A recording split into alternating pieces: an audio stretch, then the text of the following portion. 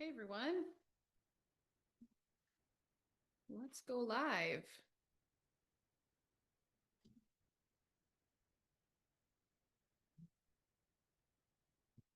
There we go. I have confirmation from Facebook that we're cooking. All right. Let's make sure we're cooking for real. Hi, it's been a while. Well, last month. Super excited to be back here talking about how I would market. If I were starting a practice, what would you do, Anna? It's a fun question that I've gotten recently that I thought would be a really cool way to share a little bit about what I would do today. So, all right, let's make sure we're coming through okay before we dive in and get too far. If you can see and hear me, will you fire off an emoji, a like, a something else in the comments if you'd like? But I see eyeballs. Will you just let me know if you're seeing me, hearing me? Hopefully. All right. And Facebook conveniently lags behind on this, so just make sure we're good first. If you can see and hear me, also tell me where you're joining from. If you're here live, I always love getting to see who's carving out some of your precious time to sit with us. Um, I don't see anything. Hear you loud and clear. Thank you, Ellie. Appreciate you. All right, good signs. Let's dive in then. Like I said, we're talking today about the exact marketing plan I would be using if I were launching a practice. Now, if you don't know this, I actually had to share this with, I mean, I have shared this regularly, but I'm not a therapist. So if I were starting a practice today, guess what? I'd go be trained as a therapist first. So first and foremost, that is not my uh, area of expertise, but I have had the pleasure of helping thousands of therapists grow their practices now. And so I have some unique perspective when it comes to this side of things. So, um, I have had multiple conversations with clinicians recently, with them asking, well, what would you do if you were in my seat, or how would you approach this and that kind of thing. And so I wanted to talk through and really think through. This was a cool exercise for me to think about, whoa, what would I do if I was starting today? If I didn't have a caseload, if I didn't have a reputation, if I didn't even really have a referral network, like if I was starting from scratch, what would I do today? Because hello, the culture, the market that we are in is different. It's changed, it's saturated, it's wild, it's chaotic, right? There's lots of words we could use to describe that. So, um, my goal today is to give you hopefully some helpful nuggets. Now, some of you have done one or two of these things, no doubt, but to give you some nuggets to think on. If you are early on in your practice, maybe you can mirror some of what I'm giving you here. But my hope is that this is relevant not just to our brand new clinicians, although there are many of those based on who I've heard from recently in this community, but also those that are established and looking to just continue to grow. So, um, my hope is that whether this is a super focused plan you follow directly or just like kind of a gut check on where to spend your time, your energy, your money, that's a success for me. So if this is your first time joining one of our marketing trainings, hi, I'm Anna. I'm really happy you're here. I get to lead this incredible community of over 22,000 therapists. Wild. I think we're the best place on the internet when it comes to learning how to market your practice well. And we're all about helping you market yourself in a way that is effective. You should charge the fees you want to charge and get the clients you want to work with, and authentic. Nothing slimy, salesy. If it doesn't feel good, don't do it. Doing things that really feel aligned to you. So, all right, let's get into it. For some reason, I can see Ellie's one comment. All right, Ellie's in Chicago. Facebook is being so weird. But if the rest of you are here, tell me where from. Let's load it up again. And the other benefit I'll note here, if you're catching me live, please do feel free to ask questions in the comments, assuming Facebook serves them to me. I'm happy to answer those at the end of this training. If you're catching the replay, drop a hashtag replay into the comments and then let me know your question. I'm always happy to come back, even if you're not able to be here live. So, all right, step one. There's three things I would do. Step one, this won't surprise you if you've been in my world for a while. I would choose my niche very, very thoughtfully. And there's some things that go into that. Now, I've had people come to me, I've had people make posts in this group, I've seen posts elsewhere. What niches are in the highest demand? Or what niches are getting private pay clients right now? That's the wrong question to be asking. So if I were deciding on a niche, we're just going to pretend I have any training available to me, that I can just really choose that. I would not be picking solely based on demand. I would be choosing what is going to energize me over the long term. Because imagine an entire caseload full of people you don't like working with. That sounds almost worse than having no clients at all, right? So a niche at its core is about giving you something that is sustainable and enjoyable and fulfilling for you, okay? So I would not pick my niche based solely on demand. However, I would be mindful of demand. So I would absolutely lean in if my passion and my training aligned with some high demand areas. Now, where do I see demand higher? For lack of a better term, easier to market right now? Anything related to kids and teens. Knowing myself, I don't think that's a specialty I personally would choose, but I think if you do it, awesome, do it well, there's a need. Anything related to kids and teens. Eating disorders, if that was an area of passion, that is definitely a known need. Couples work is not going away. It's something people will pay for. Um, Faith-based work, I think there is absolutely a market for that if you are well networked. Um, Certain elements of parenting and like postpartum, I think are really viable. Anything else I would add? OCD. OCD is another one. Again, that if my specialties and desires and training aligned with that, I would lean in there. But like I said, I would not be choosing it just based on demand. So if that's the question you've been wondering around, what niches are getting private pay clients is the wrong question to ask, because guess what? There are private pay clients in every single niche. I believe that full stop. Now, I work with people who work with chronic illness. I actually talked to a therapist this week who specializes in some chronic illness clients and feels like they can't pay. I don't believe you, only because I've seen that not be true. There are private pay clients in every single niche. Um, so it's about making sure that the niche serves me, not just the market. Okay. The other thing I would do as I was choosing a niche is I would choose at least one micro niche. I've done a training here in the group. You can find it on YouTube about micro niching. I should make a podcast episode. If you're in Confident Copy, you have an entire micro niching lesson, but micro niches are powerful. And so whatever I chose, whatever as my specialties and as my niche, I would make sure that I have at least one micro niche within that. Now, why? Micro niches open you up to a lot of really unique and interesting networking opportunities to get your foot in the door with people. It also makes you a heck of a lot more memorable. Oh yeah, Anna, she works with NICU moms. That's something. Not just Anna works with all new moms. Or Anna works with high conflict couples.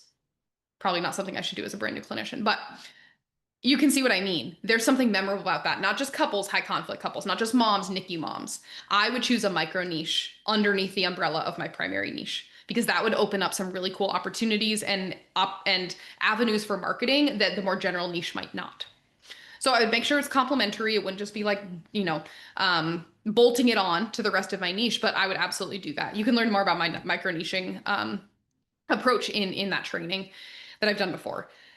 It helps you stand out when you choose a niche that a micro niche like that. And at the end of the day, I mean, your niche does a lot of things for you, but we've talked about recently, especially on our marketing therapy, podcast, that a niche is about being memorable. Your niche is about being easy to talk about.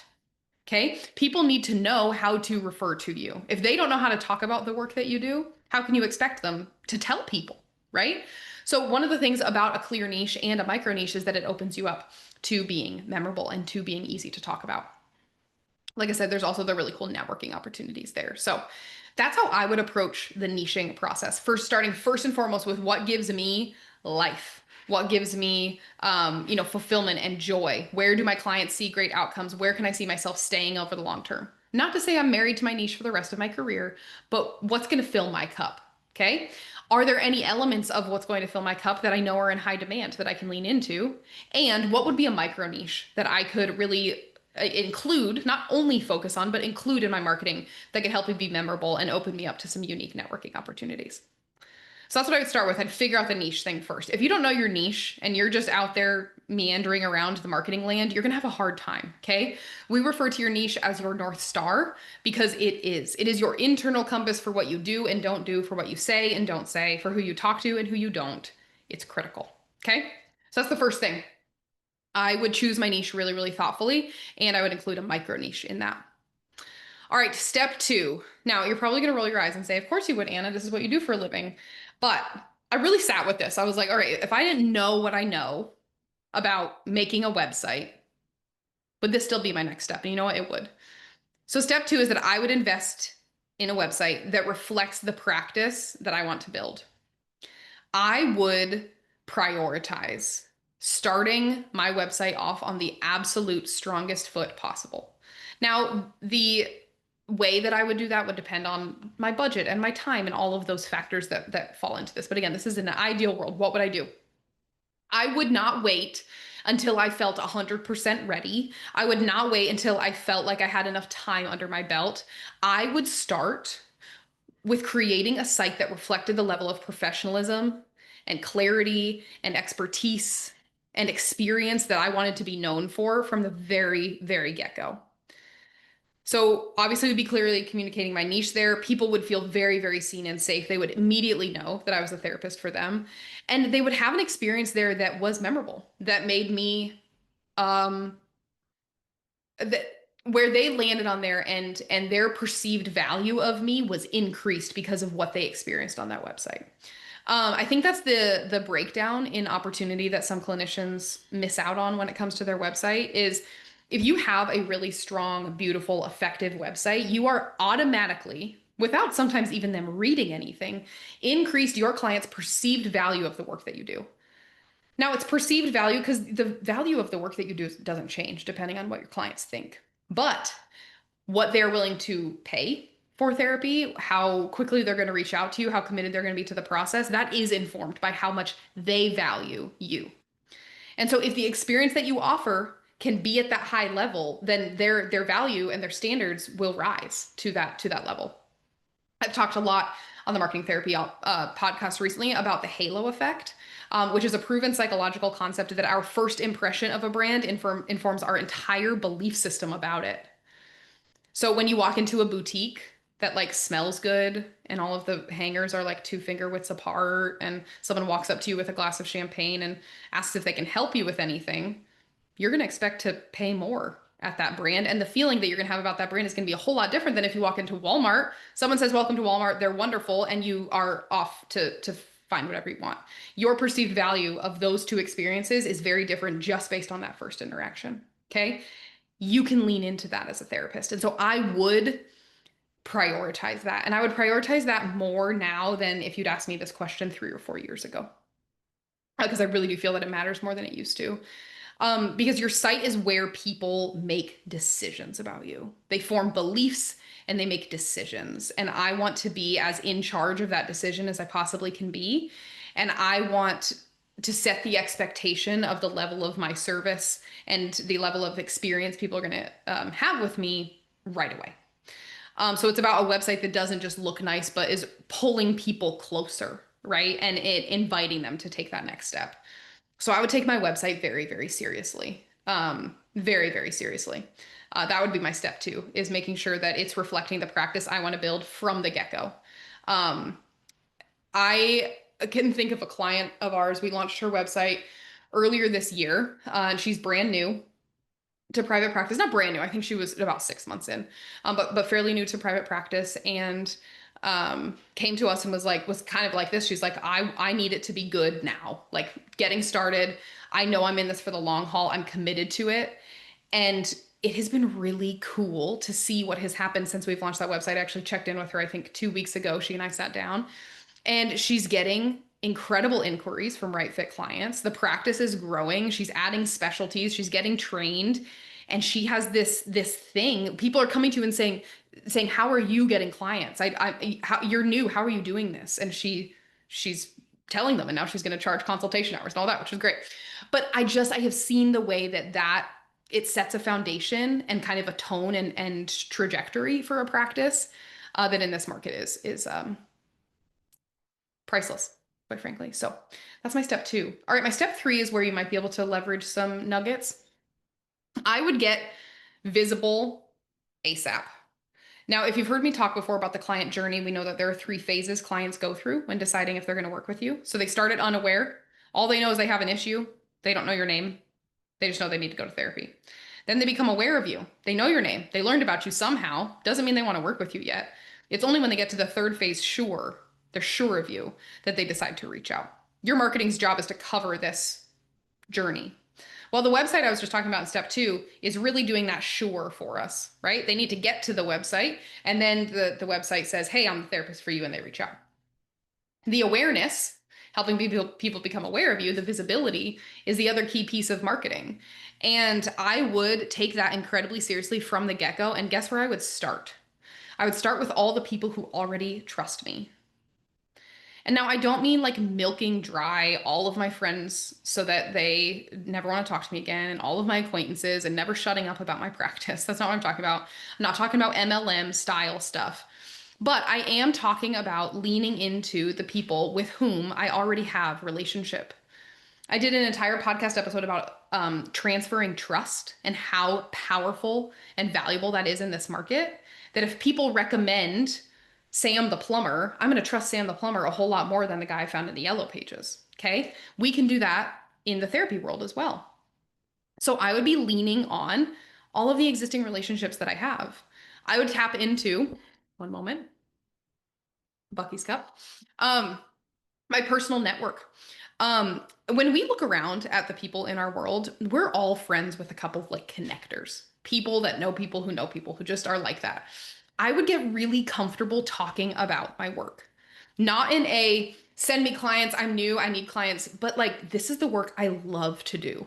This is who I love to work with. I would be sharing it with my chiropractor. I would be mentioning it when appropriate with my OBGYN, with my eyelash girl, with my kid's teacher, if relevant. Like I would get really, really comfortable talking about it. Again, not in a salesy send me clients way, but in a this is the work I love to do. I'm so proud to do it. This is like, I would just make sure that people, when they think of me, would also know what type of work I did. I would leverage that on my personal social medias. You know, I'm friends with some therapist turn friends, and I see the way that they're using their personal Facebooks to share about their business, to share their blog posts, whatever that might be. I would lean on the fact that I would lean on the people who already know me and trust me and like me. Like I've got some, you know, some skin in the game with them.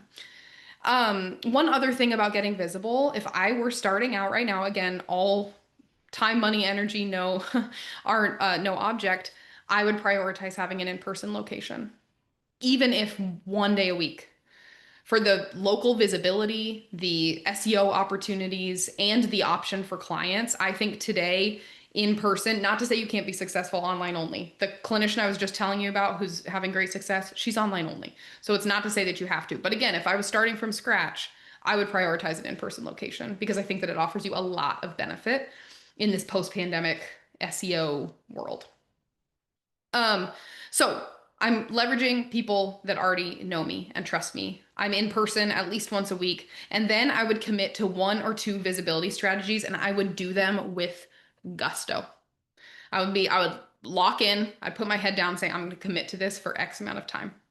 That might be Google ads. If my budget allows, I would absolutely leverage Google ads because I would know I am sending that Google ads traffic to a website that's going to do its freaking job. So I think Google Ads is really powerful when your website is set up well. Of course, if the budget allows. I would absolutely be leaning into local networking as a non-negotiable. I would be going to the networking events as uncomfortable as they would make me. I would be calling complementary professionals and adjacent niche therapists and forming relationships. Here's what I would be doing. I would be using the schedule, the hours that I hope to one day fill with clients to grow my practice. Now, this is not a burnout situation where I'm just like toiling away and never looking up. But if I hope to be in 5 clinical hours a day and I only have 2, what am I doing with those other 3? I would find ways to do things. And I don't just mean being busy for the sake of it. Hopefully you know that by now if you've been in my world for a bit. Like this isn't just about spinning our wheels and throwing spaghetti at the wall. But it would be about being very intentional about if this slot isn't filled yet, then what can I do with it? What can I do with that gap? And that's how I would use it. I would use the hours I want to be seeing clients to market to those clients until that seat is full. You can hear I have like a gusto about it, right? I would really commit to 1 or 2 things and I'd lock in and I'd do them. And maybe that would be social media, and I would go get the education I need in order to do social media well, and I'd get out there and commit as scared as I would be. I'd do Google ads, I'd commit to SEO strategies, whatever I chose, I'd lock in and I'd do it. Knowing that again, I'm sending people to a website that is doing its job. My niche is clear. I'm memorable with the people I'm talking to, and I'm flexing the muscle of talking about my work on a regular basis. That's the other cool benefit of talking to the people you know is you're practicing. You're practicing naturally bringing up the work that you do, sharing about what you're passionate about in a really engaging way. And so I would just lean in a really big way to that visibility. So I would niche, I would create the high-end, luxurious, whatever website that reflects the practice that I'm after, not the practice I am today, but the practice I want to be. And then I would get visible with the people that I know, with the people in my local area, and with strategies, 1 to 2 of them that I'm willing to commit to. That's what I would do today. Alrighty, that's what I got for you. Um, this plan, I hope you see, is not about doing absolutely everything under the sun. I'm not falling victim to shiny object syndrome, the tendency to like, oh, this person said this works, this person says this works. Like the early stages of growth for me, excuse me, would it be about locking in, kind of putting on horse blinders, putting my head down and seeing what happens. Investing in the right things early on and then trusting that it would play out. I was just having a conversation with some Confident Copy alumni earlier this week that it can be really frustrating in marketing to be investing, planting seeds, right? Toiling away, doing the things, but not having the fruit yet of that labor. And yet, having had the pleasure and the benefit of seeing thousands of practices at this point, it does bear fruit. Does it take time? Yeah. Does it take longer now than it used to? Yeah, in a lot of cases it does, but it does bear fruit. As long as you stay consistent, as long as you are doing things that are getting in front of the right people, if you've got the grit and you've got the commitment and you're doing it well, I continue to see it pay off. And it's one of the coolest things. Like, okay, I know that if I can do this and commit to it, there is success on the other side of this. I genuinely believe that, and that belief would drive me if I were in those shoes today. Um, Yeah, Katie, you have a good question. Can you provide some more visibility options since you said to pick 1 or 2? Absolutely. So Google Ads is one I mentioned. Social media is another. To me, networking is a non-negotiable. Like networking just has to be happening. If you've been in my world for a while, you've heard me say I've yet to meet a fully booked private pay clinician who is not well connected. So to me, networking is kind of like visibility strategies plus networking. You have to keep that ongoing. So yes, Google Ads. Social media is another. Podcasting, I've actually heard podcasting, especially in this era, has been powerful for folks. Definitely one you got to commit to over the long term. SEO strategies. If I was in person, I would have the benefit of Google My Business profile. And there are other SEO strategies you can be engaging in on a regular basis. Speaking, doing workshops, speaking engagements, that sort of thing. That in that Confident Copy alumni call I was mentioning, one of our alumni is hosting a like prepping for the holidays workshop for women, and she's co-hosting it with a reflexologist. It's a paid workshop. How awesome is that? I can't wait to hear how it goes and how it supports her practice. So that's an example, workshops, things like that. PR is a complement to SEO, but PR can be like getting quoted in articles. It can also be reaching out to your local news outlets and becoming kind of a local resource. What am I missing? Speaking, I feel like there's a no-brainer one that I'm missing. Blogging is kind of, I consider that under SEO. Social media. Directories are like, throw up a Psych Today profile. If you have 2 sessions with a client, it'll pay for itself in a year. I feel like I'm thinking of something I have another one on my brain, Katie, but I forget it. If I remember, I'll come tell you. But what I'm sharing here isn't just theory, although it's, we have some ideal scenarios going on, but this is truly what, as I look at like, okay, what am I seeing work right now in this saturated market? What's moving the needle? It's these things. And I think to some it can feel just too simple. Like surely there's more to it than this.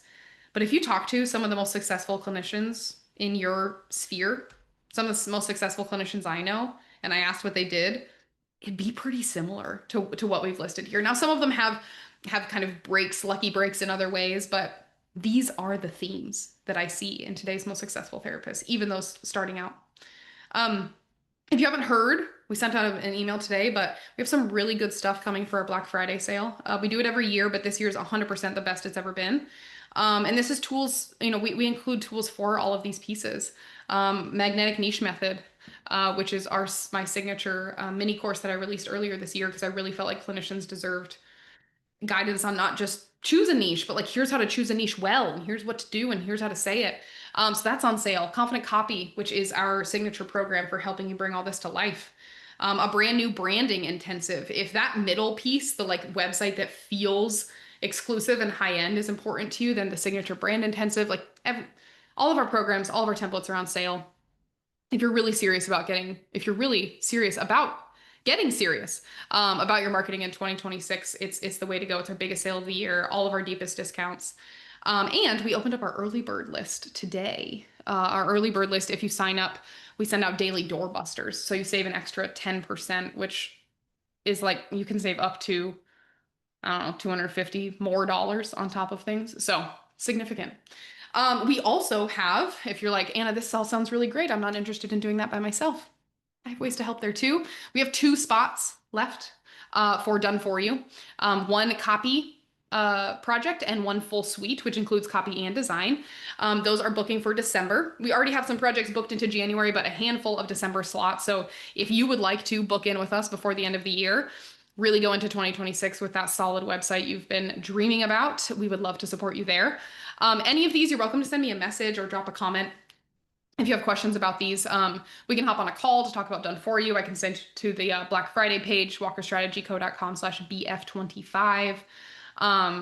Because there's just so many resources, both mine and out there, to help clinicians do this well. And if anything, I want you to hear here that you can do all those things. Now, could you use some resources to improve your website, figure out your niche? Yeah. But you can do these things. Nothing that I have stated here is some secret sauce or some impossible thing to, that only the richest or brightest or most experienced therapists have access to. You can do this too. And I genuinely, genuinely believe that. I recognize that this is a hard market right now, that things have changed, things are different, no doubt about it. But it's also full of opportunity if you know where to focus and where to look. And like I said, if I were starting today, this is the plan I would trust to get me where I wanted to go. So, yeah, Ellie said, hands down website. I look at so many bad websites and immediately dismiss referring someone. It's unfortunate, but it's so true. And it's something we all do subconsciously. We might not even realize. And that means our clients are doing it too. And I just don't want you to miss out on a right fit client just because your website didn't measure up, It's a relatively easy thing to fix. What tells you it's a bad website when you view others? It's a good question. Yeah, Ellie said no focus or niche, generic, looking unprofessional, DIY, poorly done. Yeah, pretty much those things, Katie. If I land on your website, I don't know what you do, who you do it for, where you're located, or if I get the feeling that the experience here does not invoke, confidence or kind of that perceived value we were talking about, then there's reason for doubt as opposed for reason for connection and trust, which is what we really need to convert those folks. So, all right, y'all. Thanks for being here today. I hope this one was helpful for you. Am I missing any questions? I hope not. Hopefully this just all made sense. Not a question anywhere. All right, awesome. Thanks for being here today, guys. Happy Thanksgiving to those of you who celebrate here in the US in a couple of weeks. Like I said, if you are interested in shopping our Black Friday sale, feel free to send me a message if you have some questions about that, walkerstrategyco.com/bf25. And if you're interested in us doing this for you, we would love to help you with that. You can see some past work from us pinned at the top of the group right here. You can visit our portfolio, walkerstrategyco.com/portfolio, and send me a PM and we can set up a time to chat. All right, y'all. Thanks for being there today. I appreciate you.